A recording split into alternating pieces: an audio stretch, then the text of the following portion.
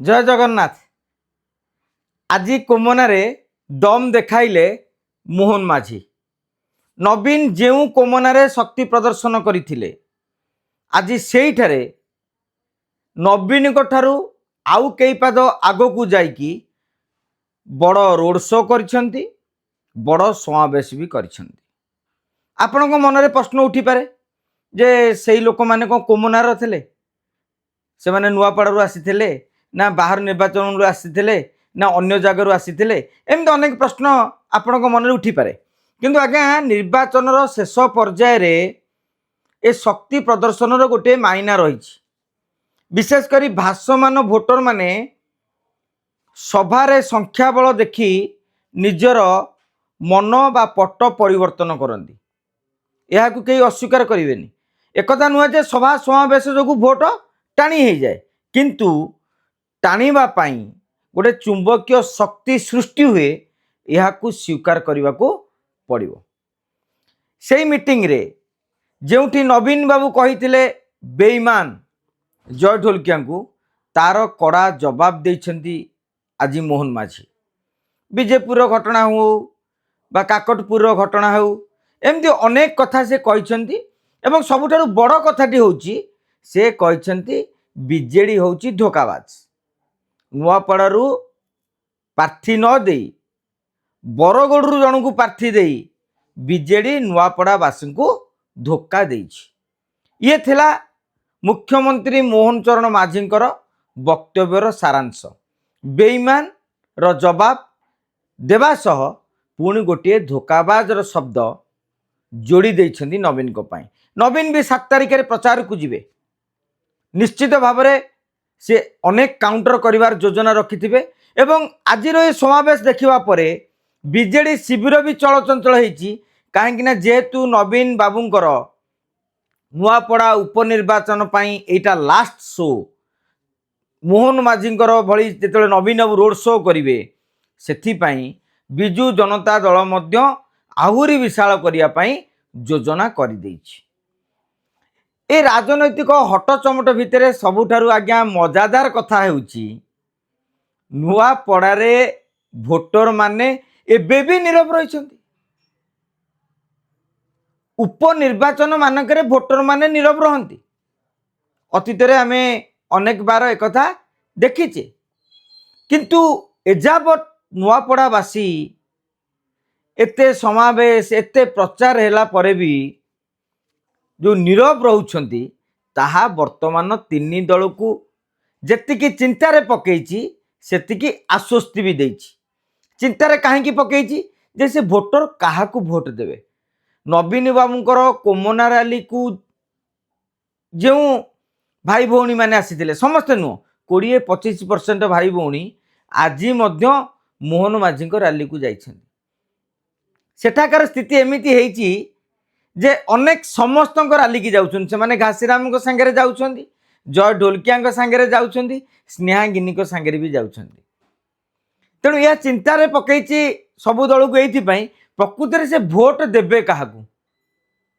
वर्तमान सुधा ना बीजेडी हो ना बीजेपी हो ना कांग्रेस हो कौनसी दल हलप करी कहि परिबनी, चैलेंज देई कहि परिबनी ना से भोटर बीजेपी को देबे ना बीजेडी की देबे ना कांग्रेस को देबे। समस्ते वर्तमान कन्फ्यूजन। तेणु कन्फ्यूजनटा से मानकु चिंतारे पकईछि। एवं आश्वस्तिर कारण कौन? जदि से लोक माने खोली हो जाई थांते, फिटी जाई थांते, कलरव शुभा जाऊ थांता, मनकर बीजेपी आड़ को अधिका पळौ थांते, ताले बीजेडी शिविर कांग्रेस शिविर रे निराश खेली जाई थांता। किंतु जेहेतु भोटर माने नीरव रहिछंती, यह सेमानक आश्वस्ति होची एवं गोटा भरोसा मध्य दउची ना हुए तो सेमाने आमको मध्य भोट देई पारंती। आजिका दिन रे नुआपड़ारे एभली एक विचित्र स्थिति सृष्टि होईची ना मनमोहन सामल कैलकुलेशन करि पारुछंती ना नवीन बाबूंकर टीम कैलकुलेशन करि पारुची ना भक्त दास और घासीराम को भली टाणुआ नेता एवं नुआपड़ार प्रति अंचल को भल भाव में जानिथिबा नेता माने मध्य ए जाए कैलकुलेशन करि पारु नाहंती। जहां को पचरा जाउछि ଯେଉଁ ଦଳକୁ ପଚରା ଯାଉଛି ସମସ୍ତେ କହୁଛନ୍ତି ଗୋଟିଏ କଥା, କଡ଼ା ମୁକାବିଲା ହେଉଛି। କିଏ କହୁଛି ଯେ 5-10 ହଜାର ଭିତରେ ସବୁ ଫଇସଲା ହେବ।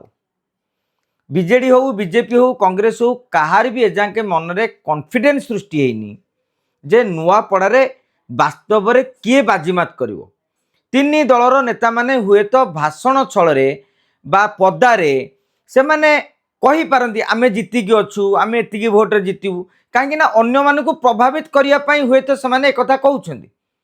କିନ୍ତୁ ମରମ କଥାଟି ହେଉଛି ଯେ ସେମାନେ ସମସ୍ତେ ମଧ୍ୟ ଦ୍ୱନ୍ଦ୍ୱରେ ଅଛନ୍ତି, ଅନ୍ଧାରରେ ବର୍ତ୍ତମାନ ବାଡ଼ି ବୁଲା ଚାଲିଛି। ଏସବୁ ଭିତରେ ବିଜେଡି ଓ ବିଜେପି ବର୍ତ୍ତମାନ ପଞ୍ଚାୟତ ସ୍ତରରେ ଭୋଟ ଟାଣିବା ପାଇଁ, ଭୋଟ ହାତେଇବା ପାଇଁ ଆଉ ଯାହା କଳ କୌଶଳର ଆବଶ୍ୟକତା ରହିଛି ତାକୁ ଉପଯୋଗ କରିବା ଆରମ୍ଭ କରିଦେଲେଣି।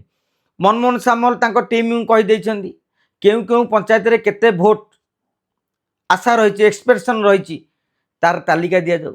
ଏପଟେ ମଧ୍ୟ ବିଜେଡିର ନେତାମାନଙ୍କୁ ନିର୍ଦ୍ଦେଶ ଦିଆଯାଇଛି ପଞ୍ଚାୟତ ୱାରି ବର୍ତ୍ତମାନ କାହାର କେତେ କ'ଣ ରହିଛି ଶକ୍ତି, ତାର ଗୋଟେ ତାଲିକା ମଧ୍ୟ ପ୍ରସ୍ତୁତି ଜାରି ରହିଛି। ଏବଂ ଆଶ୍ଚର୍ଯ୍ୟ କଥା ହେଉଛି ବିଜେଡି ହଉ, ବିଜେପି ହଉ, ଯେଉଁ ନେତାମାନେ ଗ୍ରାସରୁଟ୍ ଲେଭେଲରେ ଅଛନ୍ତି, ମାନେ ଯେଉଁ ବିଧାୟକ ମାନେ ହୁଅନ୍ତୁ ବା ବରିଷ୍ଠ ନେତାମାନେ ହୁଅନ୍ତୁ, ସେମାନେ ବି ସେଇ ପଞ୍ଚାୟତ ଲୋକଙ୍କୁ ନେଇକି କନଫ୍ୟୁଜ୍। କାଲି ସେ ପଞ୍ଚାୟତର ଲୋକମାନେ ତାଙ୍କ ସହିତ ଆମେ ଆଜ୍ଞା ନବୀନକୁ ଦେବୁ କହୁଥିଲେ, ଆଜି ଯାଇକି କହୁଛନ୍ତି ଯେ ଆମେ ବିଜେପିକୁ ଦେବୁ। ସେମିତି ବିଜେପି ଶିବିରରେ ଥିବା କିଛି ଲୋକ ନା ଆଜ୍ଞା ଆମେ ନବୀନକୁ ଦେବୁ।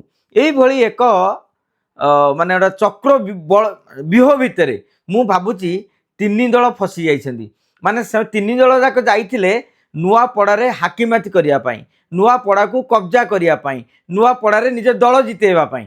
କିନ୍ତୁ ମୁଁ ଭାବୁଛି ନୂଆପଡ଼ାର ଭୋଟର ମାନେ ନେତାମାନଙ୍କ ଠାରୁ ଏତେ ଚାଲାକ ହେଇଯାଇଛନ୍ତି ଯେ ସେମାନଙ୍କ ଗତିବିଧି ଏମାନେ ଯେତେ ଚେଷ୍ଟା କଲେ ବି ଆଜ୍ଞା ଧରି ପାରୁନାହାନ୍ତି। এইটা ହେଉଛି ଆଜିକା ଦିନରେ ନୂଆପଡ଼ା ଉପନିର୍ବାଚନ ମଣ୍ଡଳୀର ସ୍ଥିତି। ଆସନ୍ତାକାଲି ନବୀନ ବାବୁ ଯିବେ, ବିଶାଳ ରୋଡ୍ ଶୋ କରିବାର କାର୍ଯ୍ୟକ୍ରମ ରହିଛି ଏବଂ ସେ ମଧ୍ୟ କିଛି ପୁଣି ଟାର୍ଗେଟ କରିବେ। 8 ତାରିଖ ଦିନ ପୁଣି ମଧ୍ୟ ମୁଖ୍ୟମନ୍ତ୍ରୀ ମୋହନ ଚରଣ ମାଝୀ ସେଇ ନୂଆପଡ଼ାକୁ ଯିବେ। ଆପଣ ଦେଖନ୍ତୁ ନବୀନ ବାବୁ କୋମନା ଗଲେ, ମୁଖ୍ୟମନ୍ତ୍ରୀ ପ୍ରଥମେ କୋମନା ଗଲେ, କାରଣ କୋମନା ଉପରେ ସମସ୍ତଙ୍କର ଫୋକସ୍ ଥିଲା। ଏବେ ନବୀନ ବାବୁ ଯିବେ ନୂଆପଡ଼ା, ତା ପରଦିନ ମୁଖ୍ୟମନ୍ତ୍ରୀ ମୋହନ ଚରଣ ମାଝୀ ତାଙ୍କର ଦବଦବା ଦେଖେଇବେ, ତାଙ୍କର ଶକ୍ତି ପ୍ରଦର୍ଶନ କରିବେ। କିନ୍ତୁ ଏସବୁ ଭିତରେ କଂଗ୍ରେସ କେବେ ଶକ୍ତି ପ୍ରଦର୍ଶନ କରିବ ଏଯାଏଁ ତାହା ସ୍ପଷ୍ଟ ହେଇନାହିଁ। କିନ୍ତୁ ଏ ସମୟରେ କଂଗ୍ରେସକୁ ମଧ୍ୟ ଶକ୍ତି ପ୍ରଦର୍ଶନ କରିବାର ଆବଶ୍ୟକତା ରହିଛି।